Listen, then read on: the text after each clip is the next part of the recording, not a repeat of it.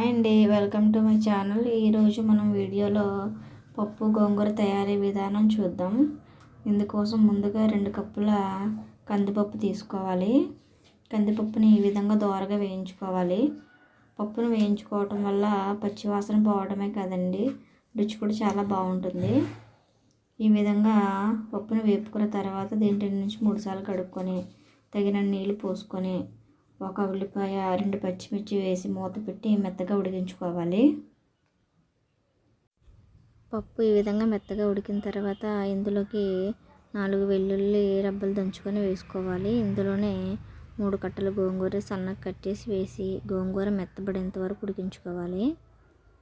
గోంగూర ఉడికిన తర్వాత ఇందులోకి 1/2 టీ స్పూన్ పసుపు, రుచికి సరిపడ ఉప్పు వేసుకొని మెత్తగా పప్పు కలుపుకోవాలి.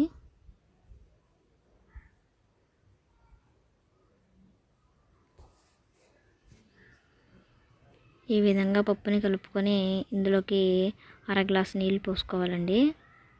1/2 గ్లాసు నీళ్ళు పోసుకొని ఒక 10 నిమిషాలు ఉడికించుకొని స్టవ్ ఆఫ్ చేసి తాలింపు పెట్టుకోవాలి.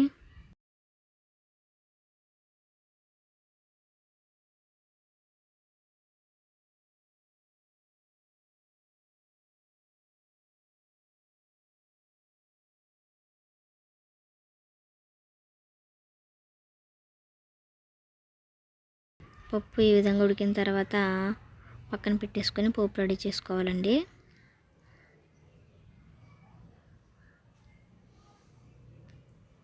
పోపు కోసం 1 టీ స్పూన్ ఆయిల్ తీసుకొని ఇందులో 4 వెల్లుల్లి రెబ్బలు, కరివేపాకు, జీలకర్ర, మెంతులు, ఆవాలు, ఎండుమిర్చి వేసుకొని పోపును వేయించుకోవాలండి. పోపును బాగా వేయించుకోవాలండి.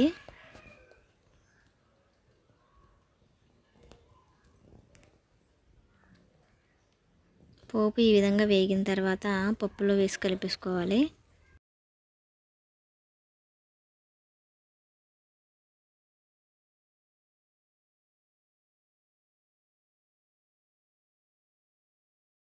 అంతేనండి, ఎంతో రుచికరమైన గోంగూర పప్పు రెడీ అయిపోయింది.